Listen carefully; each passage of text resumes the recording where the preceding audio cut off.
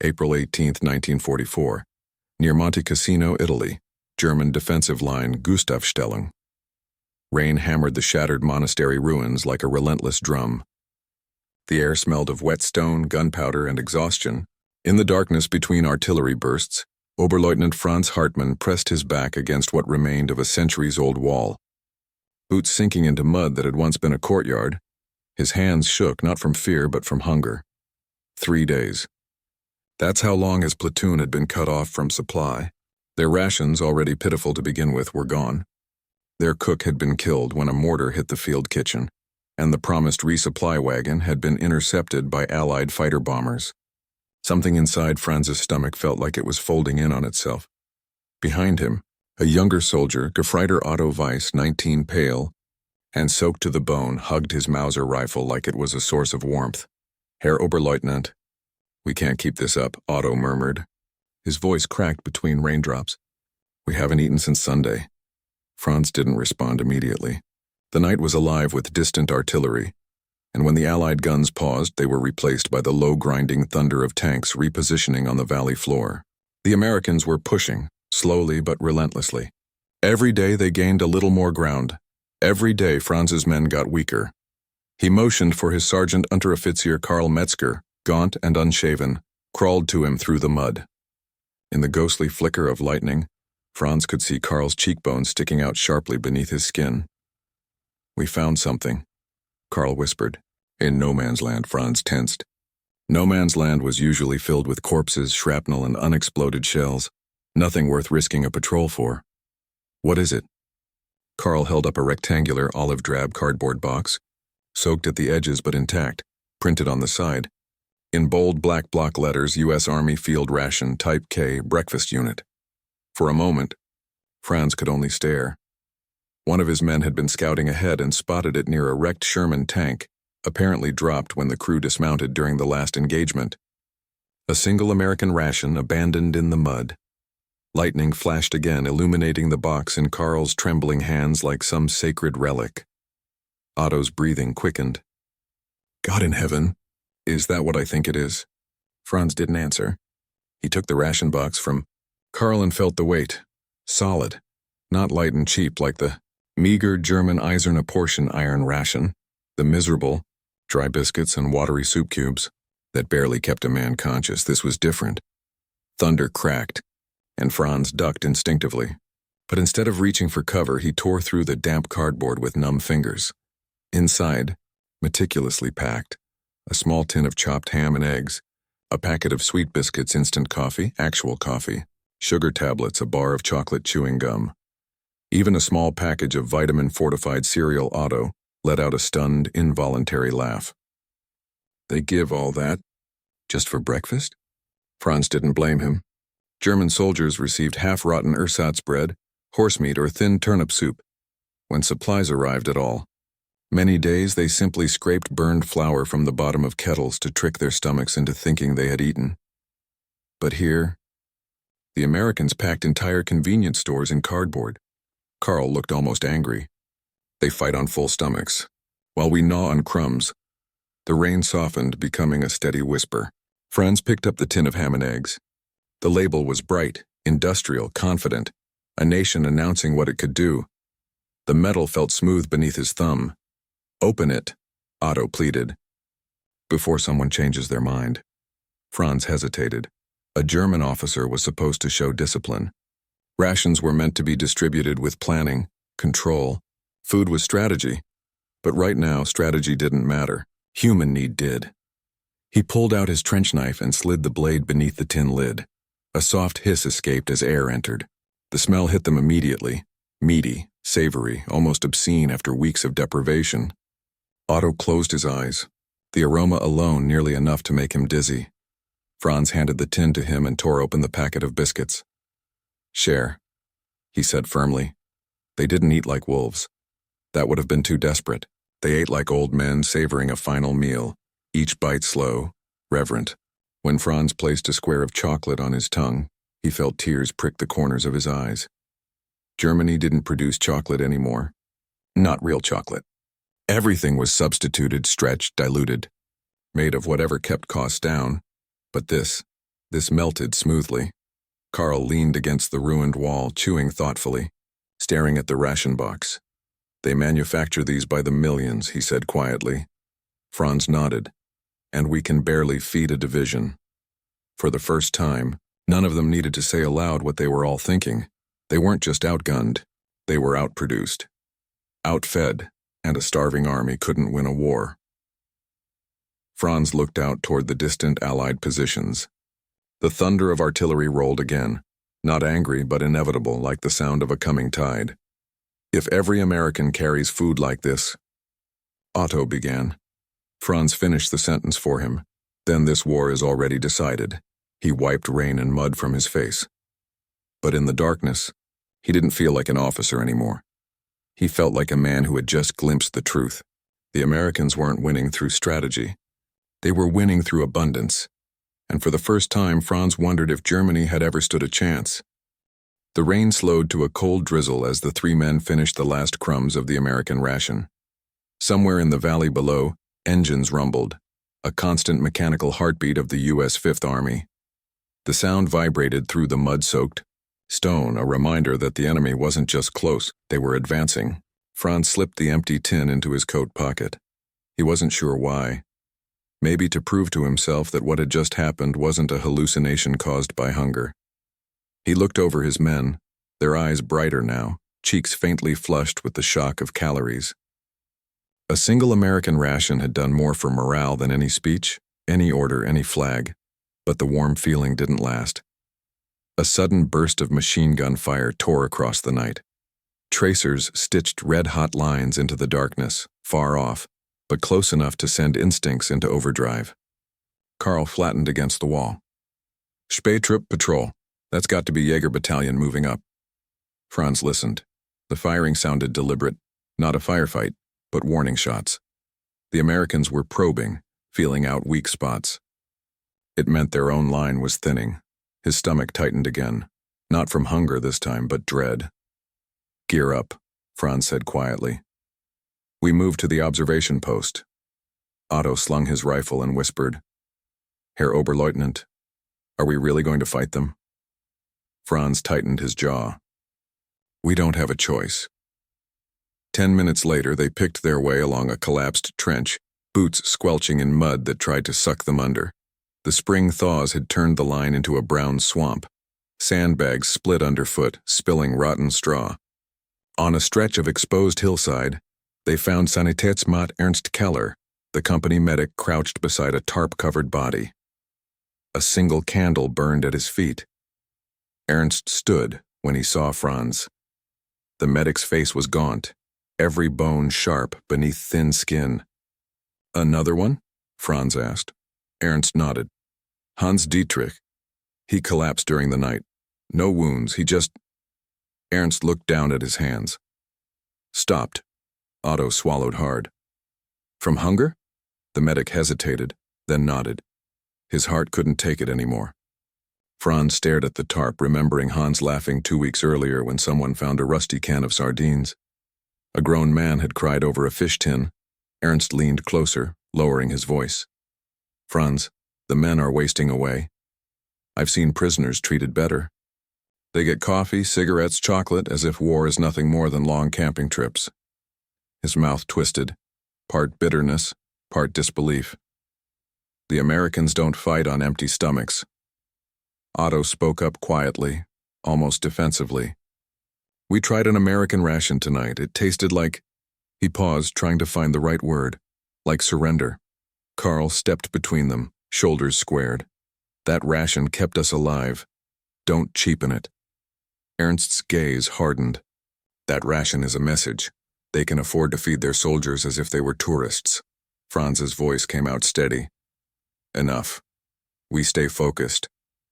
But even as he said it, he felt that same dangerous thought creeping in, that their, enemy lived in another world entirely, one built on factories, abundance, and endless supply convoys. They reached the observation post, a shattered farmhouse perched on a knoll overlooking the valley. Through a broken window frame, the moon revealed shapes below, American trucks in long, orderly lines, floodlights casting pale halos against the Flogmen unloading crates stamped with bold letters, rations you. This army, a constant stream of material moved like blood through arteries. Carl whispered, awe in his voice. Look at that. Franz raised his binoculars. A forklift shifted pallets of rations onto waiting jeeps. Soldiers laughed, passing chocolate, bars from hand to hand before dispersing with steaming mugs of something hot. When the wind shifted, the scent reached them.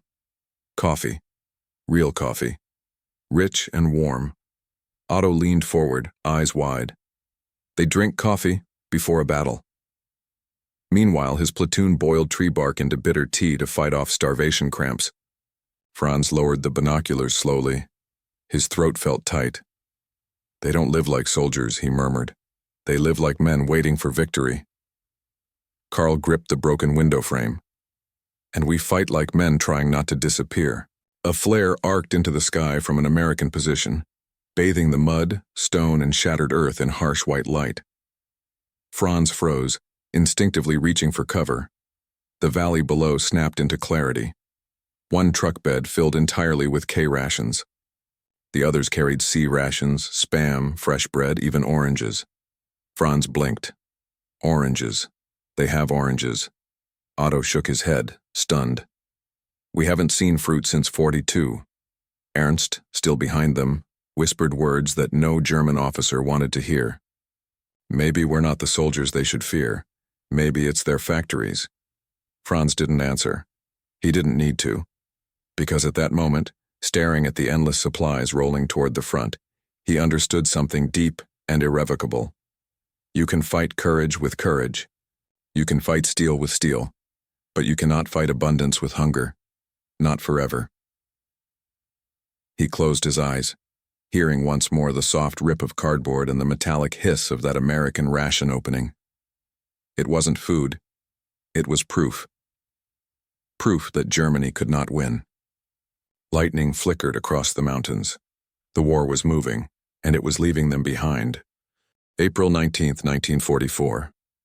Dawn crept over Monte Cassino like a reluctant confession. Gray light pooled into the ruined farmhouse, revealing what the night had hidden, the sheer erosion of men's bodies and spirit. Franz leaned over a splintered table, spreading damp reconnaissance maps with shaking fingers. His uniform hung loose, belt cinched to its last hole. Mud crusted his boots. His cheeks were hollow. Outside, the battlefield woke up with the low moan of artillery. Boom, boom, boom. Each impact rattled dust from the ceiling beams, settling like ash onto the maps. Carl stood by the doorway, rifle slung, keeping watch through a shell-punched opening in the wall.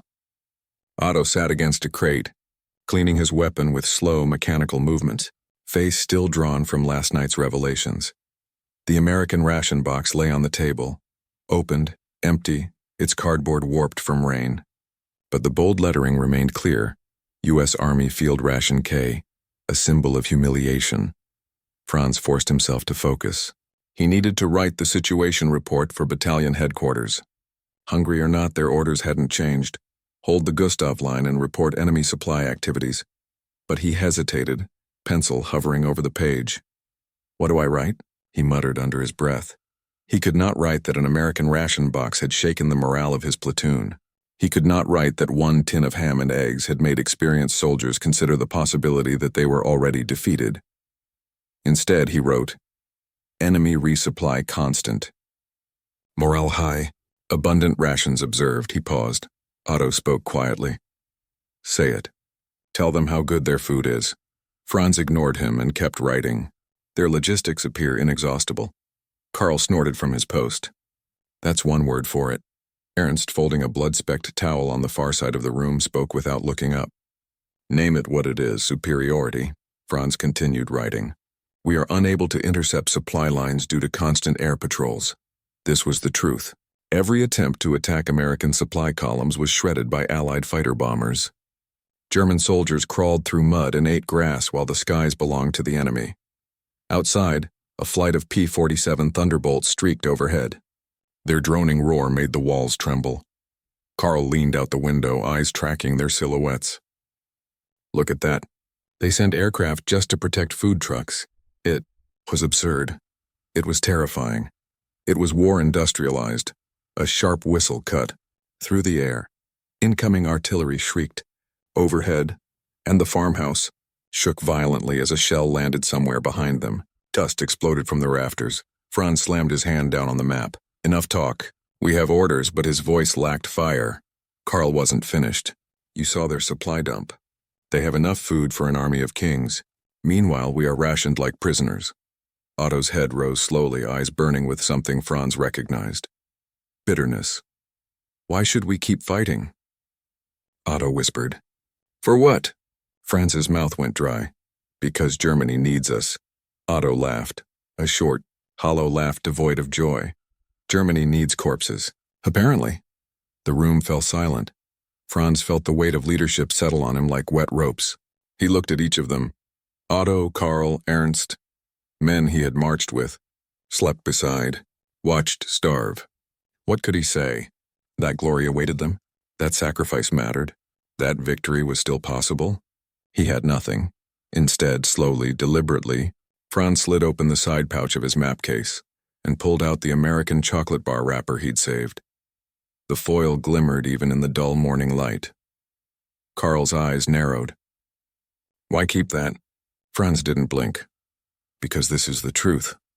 He placed the empty wrapper on the map of Monte Cassino. The chocolate's ghostly scent still lingered faintly on the foil. Look at it. Franz's voice was low, controlled. This is how they fight. Otto picked it up, running a thumb across the embossed letters. Hershey? Franz drew a line across the map with his pencil, marking the point where he'd seen endless pallets of rations. They don't beat us by killing us. He marked another point. They beat us by feeding themselves. Karl finally spoke, voice hoarse. And starving us. Franz nodded. Our command believes courage can defeat hunger. He tapped the ration wrapper. But courage can't fill a man's stomach. Ernst stepped closer to the map, studying the supply routes Franz had sketched. Then we should report this properly. Force headquarters to acknowledge the scale. Franz stared at the blank space on the page. His pencil hovered. Then slowly he wrote, Enemy combat effectiveness directly tied to superiority in nutrition and logistics. Our forces increasingly weakened by ration shortages. Recommend immediate review of supply situation. The men cannot continue like this. His hand trembled as he signed it. Oberleutnant Franz Hartmann, 2nd Company, 361st Infantry Regiment. He slid the report into its weathered envelope. Otto watched him. You really think command will care? Franz paused, the envelope halfway into his satchel. He didn't answer. Because he already knew. No matter what he reported, Berlin would send back the same orders. Hold the line. Fight to the last, but a new thought whispered at the back of his mind. Or fight long enough to survive surrender. Outside, the rumble of American trucks echoed through the valley. The sun rose, and with it came the truth that tasted like cold metal on Franz's tongue. The war wasn't about territory anymore. It was about who could afford to feed their soldiers tomorrow. And Germany could not. Not anymore. Franz tightened his helmet strap. Everyone ready. We moved to support the forward trench. None of the men complained, but as they stepped out into the cold mud, each carried the same silent realization. A ration box had shown them the future, and the future did not belong to them. Shells whined overhead as Franz led his men down a muddy slope toward forward trench 14. The sky was a bruised purple-gray, the color of cold steel and spent hope. Every footstep sank ankle-deep into the sucking mud, boots squelching like hands trying to pull them under. Stay low, Franz ordered. They moved in staggered formation, weaving through craters and shattered anti-tank obstacles. The air tasted of damp cordite and rot. Smoke clung to the ground like a second layer of fog.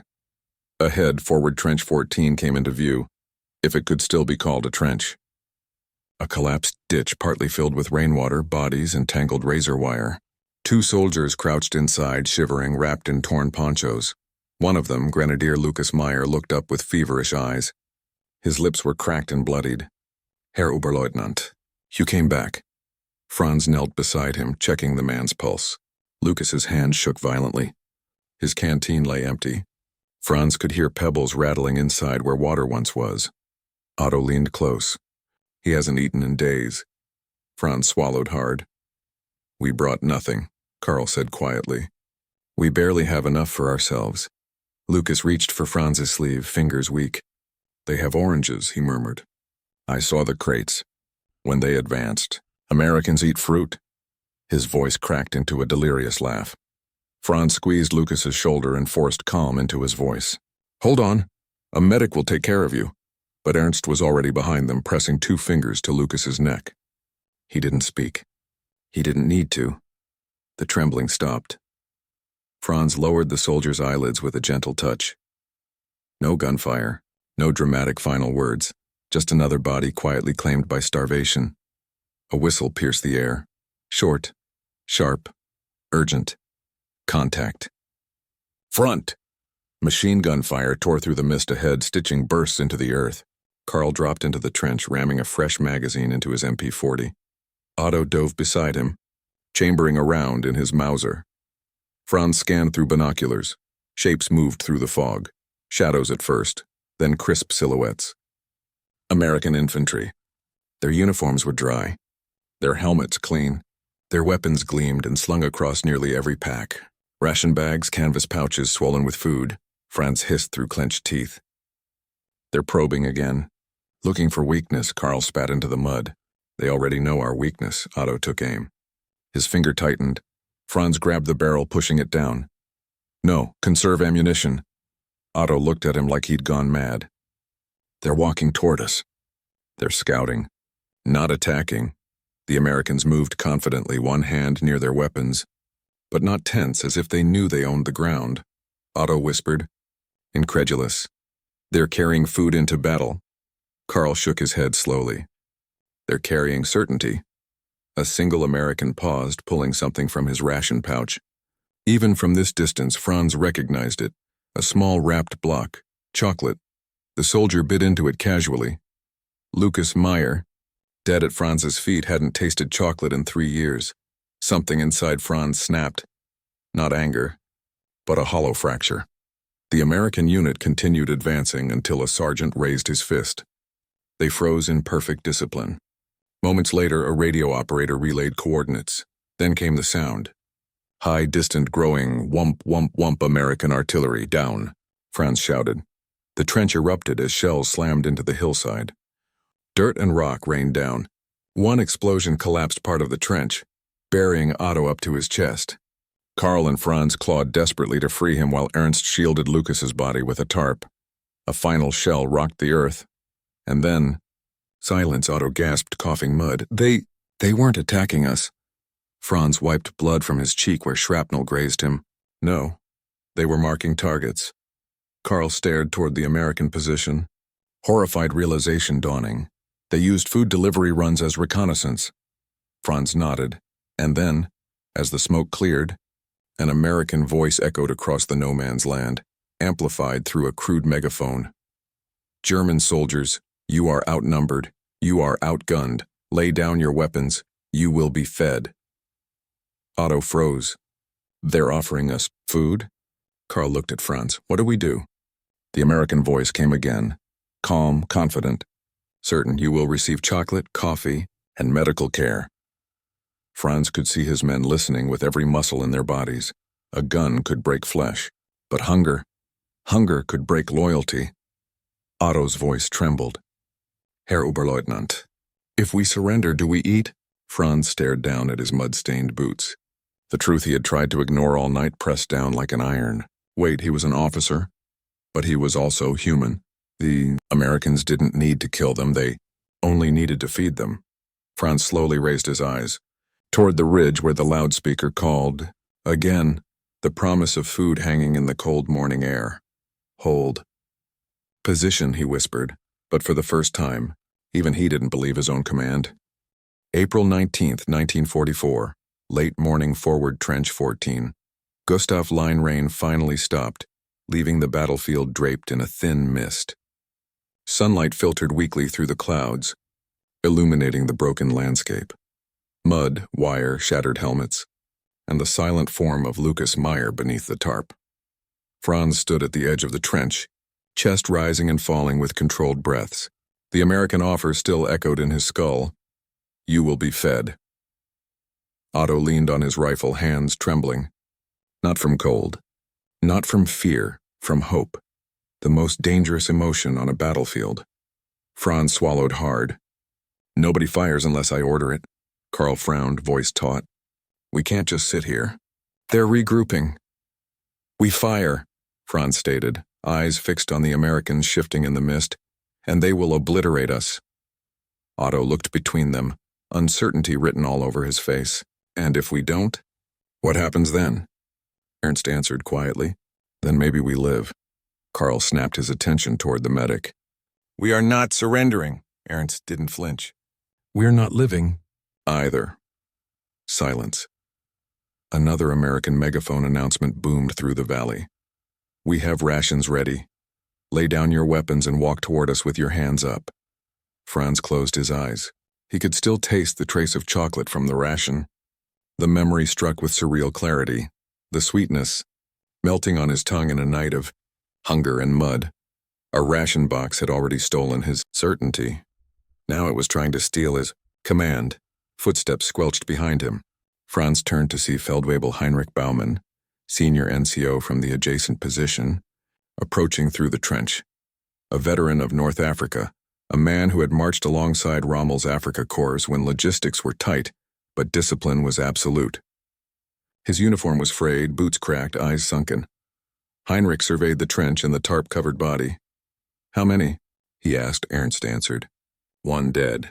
3 collapsing. Heinrich nodded once. Every trench is the same. Franz motioned to him. The Americans are offering, I heard. Heinrich cut in. His jaw was clenched so tight the muscles in his cheeks quivered. And you will not entertain it. Franz stepped forward, lowering his voice. They have food, coffee, medical care. My men are starving. Heinrich's eyes flashed. And what? You would march them over with your hands up like cattle? Carl stiffened.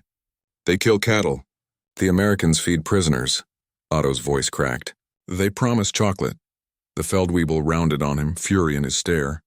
Chocolate is not worth your honor. Otto finally snapped. Honor doesn't fill your stomach. Heinrich grabbed Otto by his collar, yanking him close. Soldier, Franz intervened, stepping between them. He pushed Heinrich back with a sudden, unexpected force. Let him go.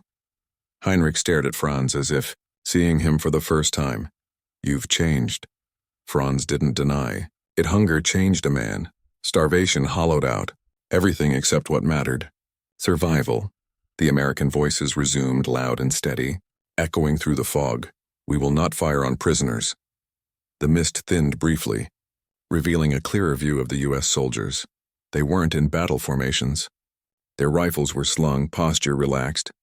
The sergeant up front held not a weapon but a thermos. Steam rose from its cap. Coffee Otto inhaled, nostrils flaring. I can smell it. Carl stared at the Americans with a look of disbelief, then turned toward Franz. This isn't psychological warfare, he murmured. It's hospitality. Franz's voice was barely audible. No. It's strategy. Heinrich stepped closer, planting his boots firmly. An officer does not surrender, not while a single weapon can be fired.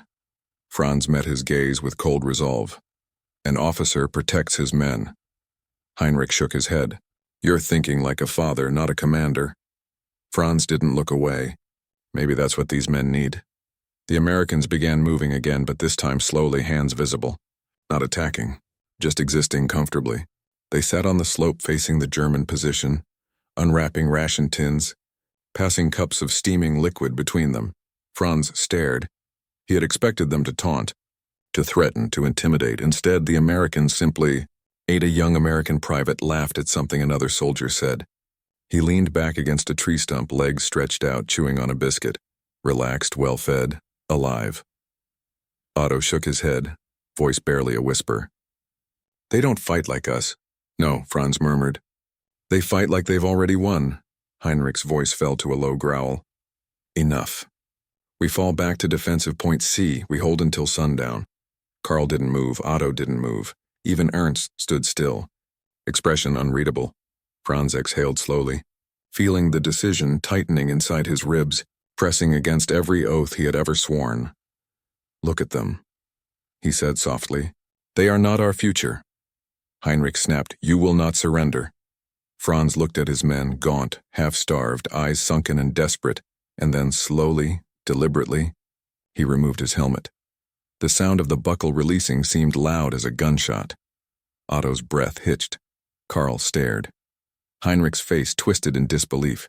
"Franz, don't do this." Franz set the helmet down in the mud. "I'm not surrendering Germany," he said quietly.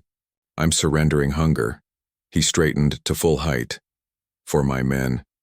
He climbed out of the trench. Otto followed. Then Karl. Rain-soft mud clung to their boots. The Americans watched quietly. One of them stood, raising a hand, not in aggression, in welcome. Heinrich stared, rooted in place, torn between doctrine and reality. Franz turned back to him, voice low but steady. "Feldwebel, nobody wins wars on an empty stomach." Heinrich's fists shook. The American megaphone called once more. Soft, firm, final. "Come, we will feed you." Franz Hartmann stepped into no man's land, not as a soldier, as a human being tired of starving. The mud sucked at their boots as Franz led the slow walk across no man's land. Every step felt impossibly loud. Behind him, Otto and Karl followed with rigid, hesitant strides, rifles slung on their backs, hands visible, helmets left behind in the trench. Ernst came next, carrying Lucas Meyer's dog tags in his pocket. Heinrich remained behind. Franz didn't look back. He couldn't. The fog rolled low across the ground, carrying the murmur of American voices. They shifted slightly, surprised, cautious, but their weapons remained lowered. Sunlight finally cut through the clouds, a pale spear of light striking the field. It made the ration pouches on their packs gleam. In Franz's chest, his heart pounded like machine gun fire. He had faced Soviet tanks. He had endured Allied bombers. But nothing had terrified him like stepping toward food he did not deserve. A sergeant approached, tall, broad-shouldered, sleeves rolled up, helmet strapped tight. On his jacket, a simple patch under the 36th Infantry Division, U.S. Army. He held a thermos, not a gun. Franz stopped a few meters away. He raised both hands slowly.